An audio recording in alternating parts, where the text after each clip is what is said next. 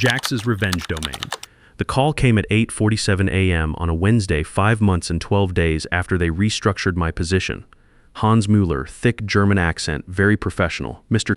Walsh, we have discovered a significant issue with Alpine Bridge's certification status. Are you available to discuss immediately? I was sitting in my small office above Murphy's Diner, watching morning traffic cross the Allegheny River. 5 months earlier, I had been Alpine's senior project engineer. Now I was about to find out they'd made a $150 million mistake. My name's Rodney Walsh, 49, and I've been building bridges that don't fall down for 14 years. Before that, I spent 18 years in the Marine Corps Engineering Battalion, making sure our boys had solid infrastructure in places where getting it wrong meant people died. Same principle applies in civilian life. When a bridge fails, families lose everything. When compliance fails in federal contracting, companies disappear. The day this mess started was a Tuesday in March. My wife Helen had been fighting breast cancer for 6 months already, going through chemo every other week. The medical bills were brutal, even with our insurance. She was a high school math teacher, loved her job, but had to take extended leave when the treatment got rough. We'd been married 26 years, since I got out of the Marines, and this was the hardest thing we'd faced together. That same week, the private equity firm that bought Alpine 8 months earlier decided they needed to optimize operations. Enter Gavin Sterling, McKinsey consultant, 32 years old with a $3,000 suit and an iPad like it was going to solve world hunger. He had that MBA arrogance you see everywhere now, talking about operational inefficiencies and legacy workforce optimization while sipping some green drink that probably cost more than most guys here make in a morning. Gavin walked into our monthly safety meeting without introducing himself to the crew. Just started clicking through a presentation called Streamlining Infrastructure Operations Phase 1. Phase 1, it turned out, was gutting experienced personnel. I'd been Alpine's designated professional engineer for 14 years, responsible for all federal bridge certifications. That's 14 years of learning DOT regulations inside and out, building relationships with federal inspectors, documenting every possible failure scenario the Department of Transportation could throw at us.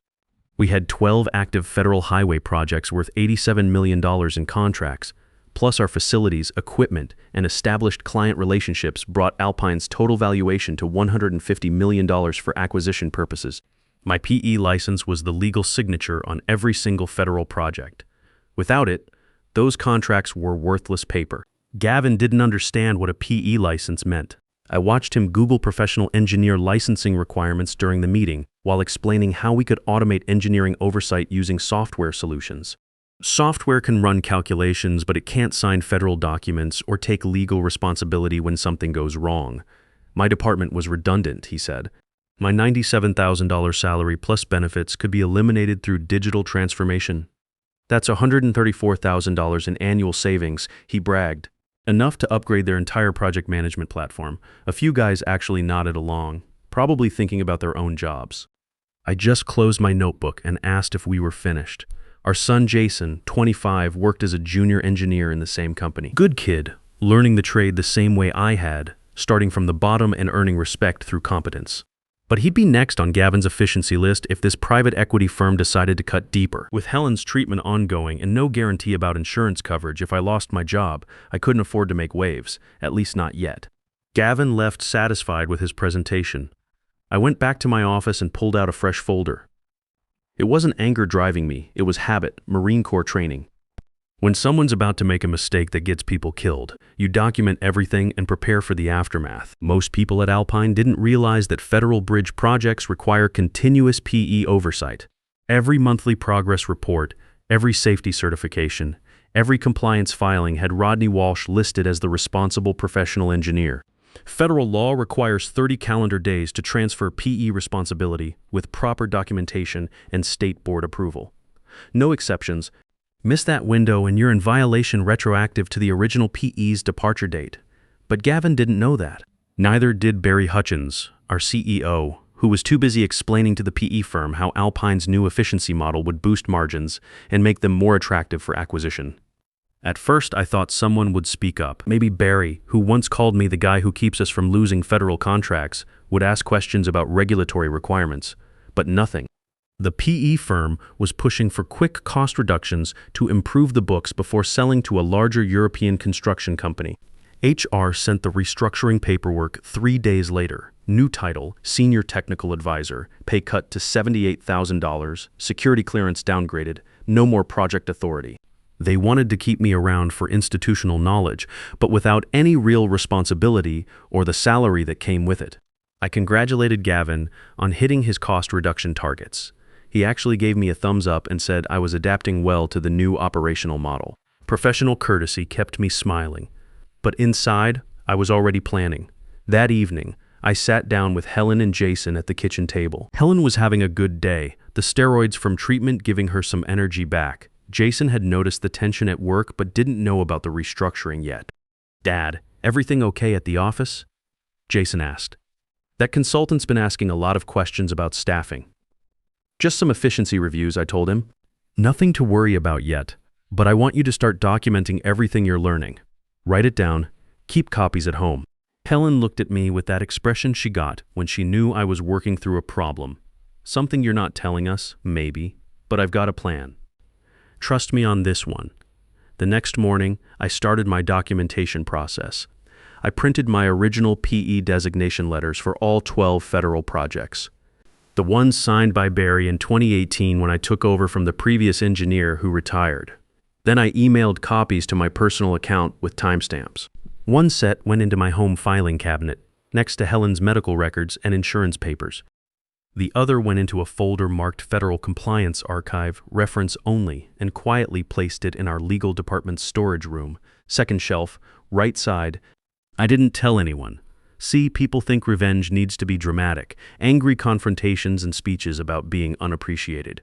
But nobody appreciates a sinkhole, either until the road collapses.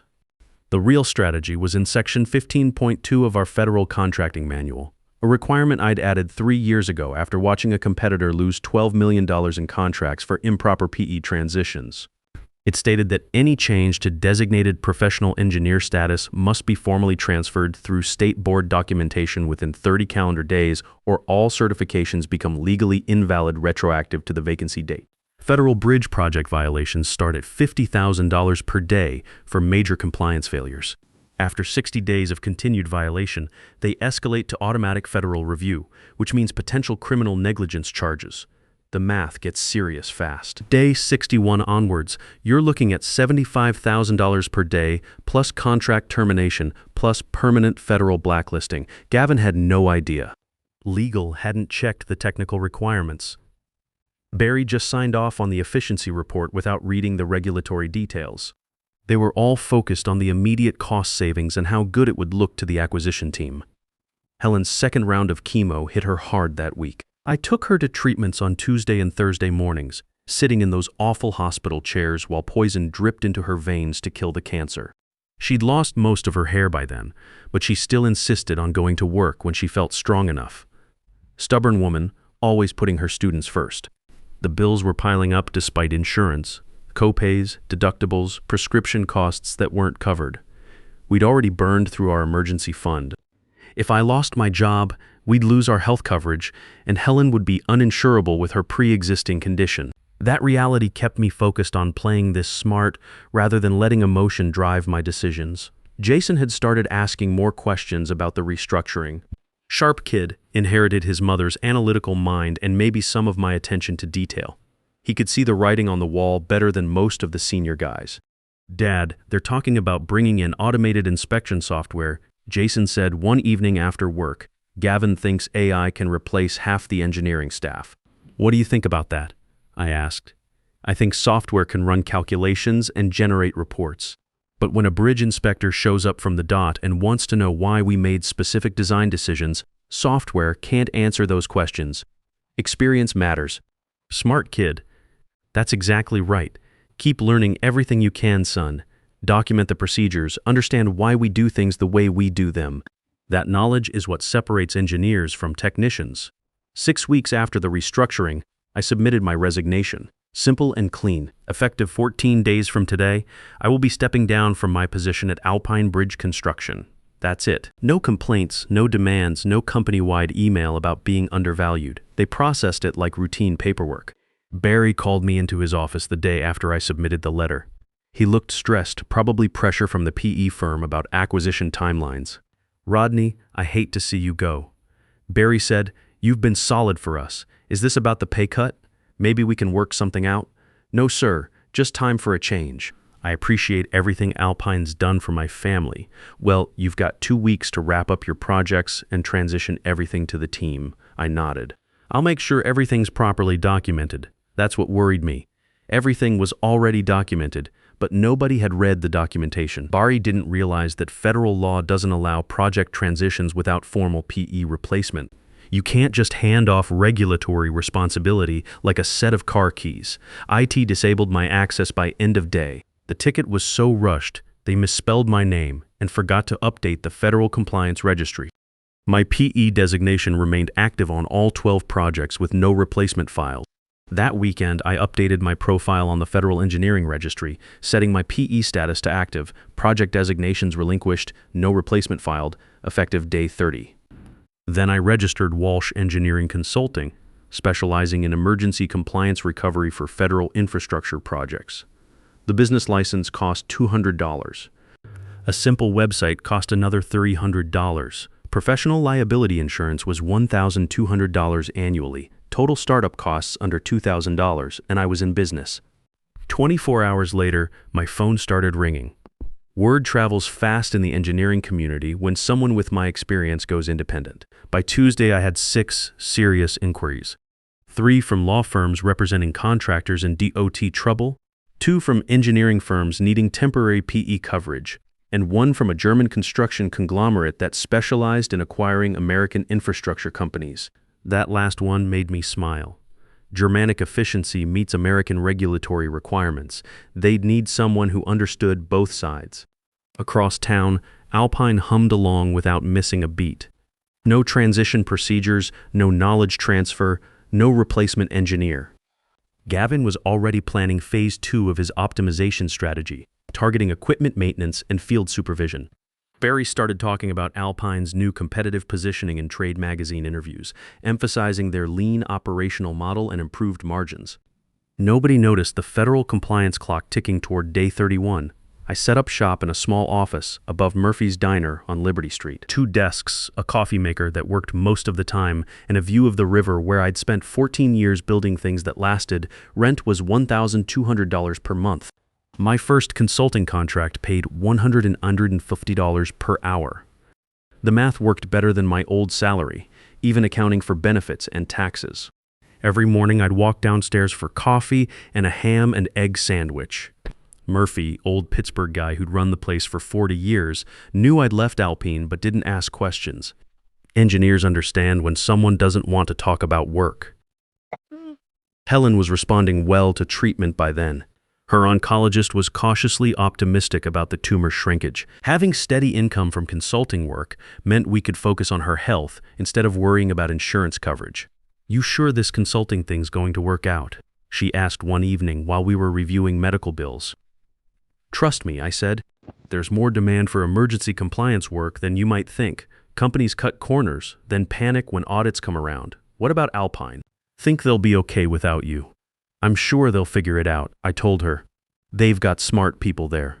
But I was counting days on my calendar, watching Alpine's compliance violation accumulate like interest on unpaid debt. Day 31 passed quietly, then day 40, then day 50. Still no replacement PE filed with the state board. Still no updated federal notifications. The violation was invisible but real, growing more expensive every single day.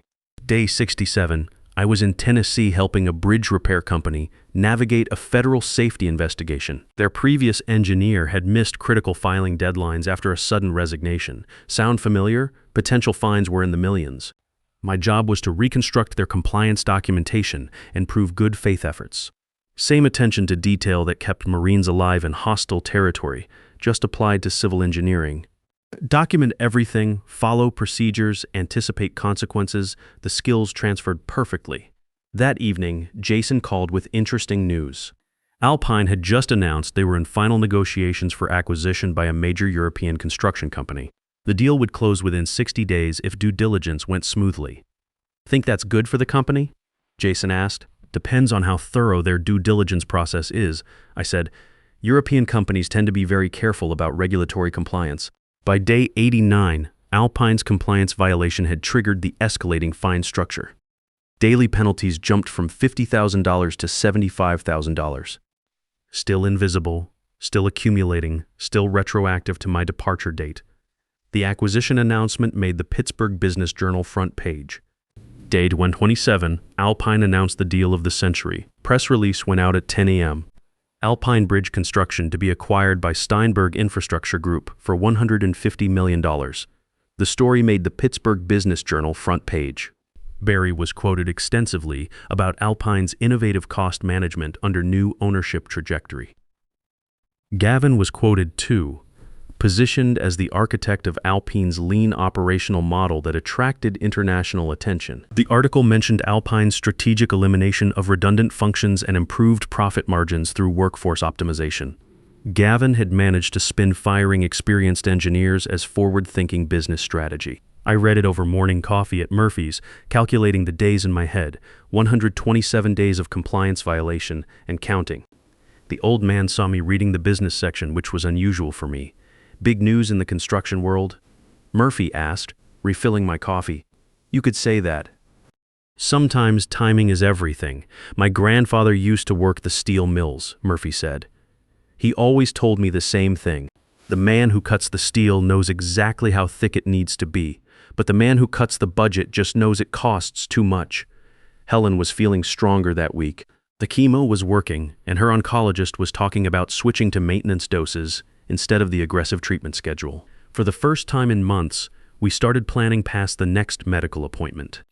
Small things, like maybe taking a weekend trip when she felt up to it, or Jason bringing his girlfriend over for dinner. The insurance situation had stabilized with my consulting income. I was billing 40-50 hours per week at $185 per hour, which came out better than my old salary even after paying for my own health coverage. The work was steady. Turns out there's always demand for emergency compliance consulting when companies realize they've made expensive mistakes. Day 14-2, the due diligence team from Steinberg arrived in Pittsburgh. Professional, thorough, led by Dr. Sarah Hoffman, who spoke 4 languages and had the kind of engineering background that made German precision legendary. She'd been auditing American acquisitions for 12 years, and her reputation was spotless. Her team included Hans Muller, a compliance specialist who'd spent 15 years reviewing American infrastructure companies for European buyers. Hans had a background in both German engineering standards and U.S. federal regulations, which made him particularly valuable for international acquisitions. They spent the first week reviewing financial records, project timelines, and safety protocols. Everything looked clean. Gavin had prepared impressive presentations about streamlined operations and reduced overhead costs. The numbers were solid, showing improved profit margins and operational efficiency. The timeline was aggressive but achievable. Barry had already started discussing integration plans with Steinberg executives. The German team was impressed with Alpine's project portfolio and client relationships. This looked exactly like the kind of efficient American infrastructure company they wanted in their European portfolio. The due diligence team worked methodically through every aspect of Alpine's operations. Financial audits, safety records, equipment evaluations, client contracts, regulatory compliance status, standard procedure for an acquisition this size. Day 14-9, exactly 119 days since my departure, something interesting happened. Jason called me that evening with news from the office. Dad, that German compliance guy, has been asking detailed questions about engineering certifications and federal project oversight. Really specific stuff about PE license requirements and due oat filing procedures. What kind of questions, I asked? Like who signs off on federal compliance reports? How often certifications get renewed? What happens when the designated PE changes? Mary from HR couldn't answer half of them. That's pretty standard for international due diligence, I told him. European companies take regulatory compliance seriously. Yeah, but he seemed surprised that nobody could show him current PE documentation, asked specifically about transition procedures when you left. Interesting. What did they tell him? That everything was handled properly during workforce optimization, but he wanted to see the actual paperwork. I finished the call and sat back in my chair, looking out at the river where barges moved slowly through the evening light. The compliance clock was ticking toward the point where Alpine's violation would become impossible to ignore. Day 15-8, exactly 128 days since my PE designation had been terminated without replacement. Hans Mueller was in Alpine's legal archive room cross-referencing federal filings with personnel records. Routine due diligence, nothing unusual. He wasn't looking for problems, just verifying that all certifications were current and properly maintained. That's when he found my folder. Second shelf right side, exactly where I'd left it 5 months earlier. Federal Compliance Archive, reference only. Hans opened it and started reading the original PE designation letters, the Federal Contracting Manual with Section 15.2 highlighted, the timeline requirements, the State Board documentation that was never filed. Hans spent 2 hours going through every document, cross-referencing dates with Alpine's current compliance registry, checking federal requirements against actual filings. Then he called Dr. Hoffman. The math was simple and devastating. Day 31 through day 15-8 equals 128 days of compliance violation. First 60 days at $50,000 per day equals $3 million.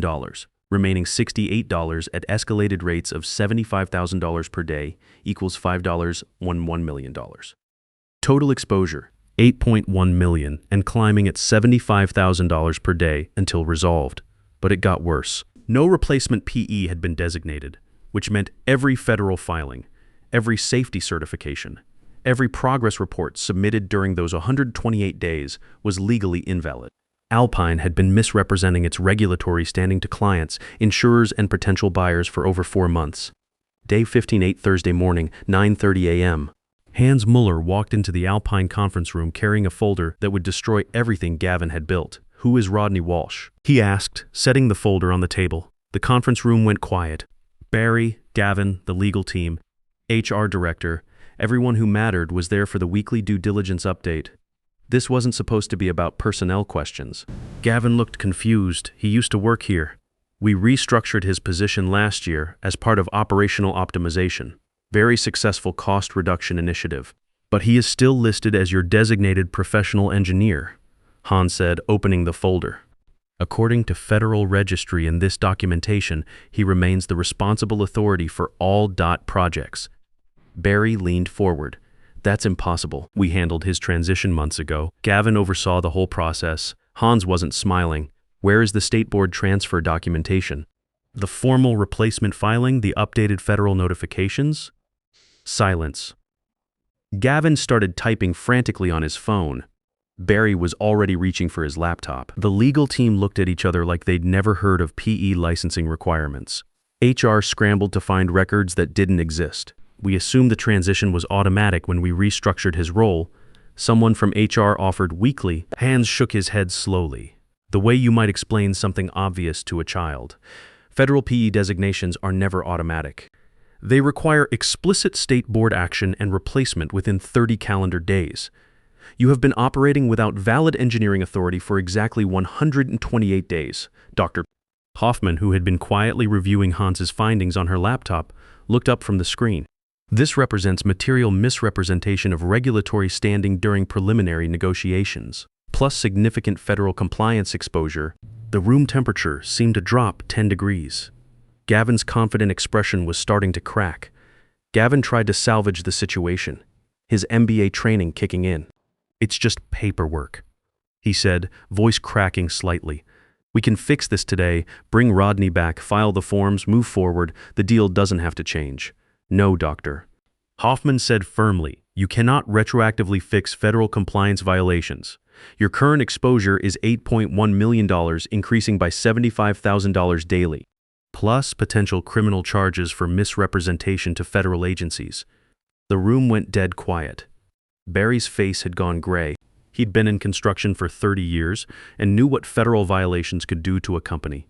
"Surely we can resolve this," Barry said, his voice barely above a whisper.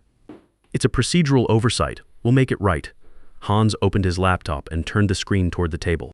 "Your compliance violations create massive liability exposure for any acquiring entity. But more concerning is the pattern of negligent oversight. Mr. Walsh left detailed documentation showing proper procedures were available and ignored." He clicked to the next slide. Section 15.2 of your Federal Contracting Manual, authored by Mr. Walsh, explicitly outlines the 30-day requirement. This was not an oversight. This was institutional failure to follow established procedures. Dr. Hoffman closed her laptop deliberately. This is a material breach of due diligence representations. Steinberg cannot proceed with acquisition under these circumstances. Gavin looked like he was going to be sick. We followed all proper restructuring protocols. This is just a technicality. Federal law is not a technicality, Hans replied. Mr. Walsh's documentation shows he followed proper procedure in alerting management to regulatory requirements. Your organization chose to ignore them. That afternoon, Hans called me directly professional courtesy, he said. Wanted to understand the transition timeline and confirm that proper procedures had been documented. I was in my office above Murphy's working on a compliance audit for a client in West Virginia. The call wasn't unexpected. I'd been counting days on my calendar, watching Alpine's violation accumulate like interest on unpaid debt. Mr. Walsh, this is Hans Mueller from Steinberg Infrastructure Group. We are reviewing Alpine's regulatory standing as part of acquisition due diligence. Yes, sir. How can I help you? Can you confirm the timeline of your departure and any transition procedures that were implemented? I gave him the dates, explained the restructuring, confirmed that no formal replacement had ever been designated. When he asked if I'd attempted to notify Alpine of the compliance gap, I mentioned the folder in legal storage. Federal Compliance Archive, reference only. Second shelf, right side should still be there. We found it, Hans said. Very comprehensive documentation. Section 15.2 of the contracting manual appears to address this exact scenario. Yes, sir. I wrote that section in 2019 after watching a competitor lose federal contracts for improper PE transfers. Seemed like prudent risk management, indeed. Are you currently available for consulting engagement?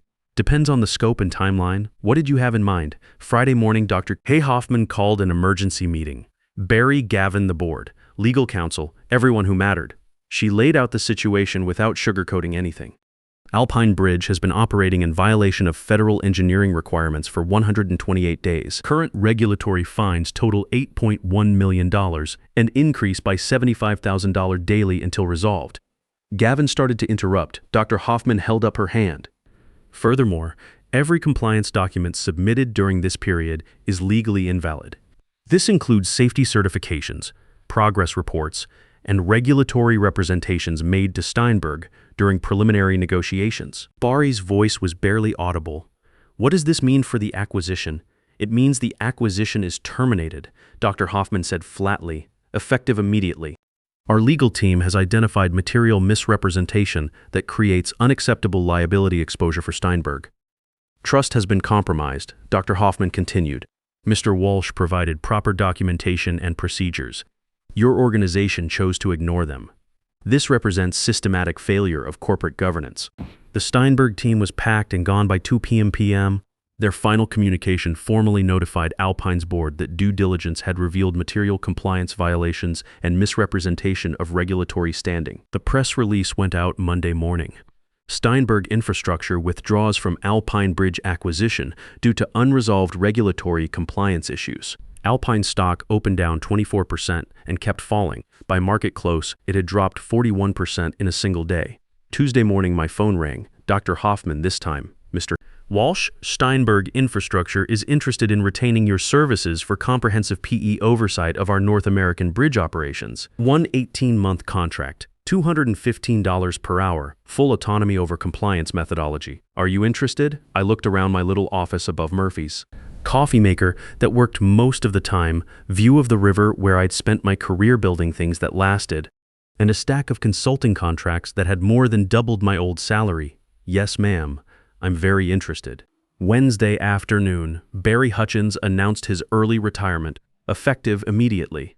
The board called an emergency meeting to discuss operational restructuring and damage control.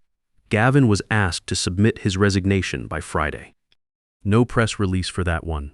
Thursday morning, I got a text from a number I didn't recognize. Rodney, this is Gavin. Hope we can connect about potential opportunities. No hard feelings. I read it twice, then deleted it without responding. Some bridges you don't rebuild. 6 months later, Helen finished her treatment. Clean scans, full remission. Her oncologist was cautiously optimistic about long-term prognosis. Jason got promoted to senior engineer when Alpine restructured under new management. The private equity firm sold their stake at a massive loss and moved on to the next efficiency target. I moved into new offices at Steinberg's Pittsburgh headquarters. 15th floor, corner office. View of 3 bridges I'd helped design over the years. My assignment was straightforward: review compliance procedures for all Steinberg U.S. bridge operations and implement unified standards. The work was familiar, but the scale was impressive. 8 major projects across 5 states, each with different regulatory requirements and local compliance challenges. Steinberg wanted a system that could handle federal oversight, state regulations, and international engineering standards. 1 year later, Helen was back to teaching full-time, her hair grown back and energy restored. Jason was leading his own projects with confidence I was proud to see. We'd set up a small scholarship fund at the local engineering school for military veterans transitioning to civilian construction work.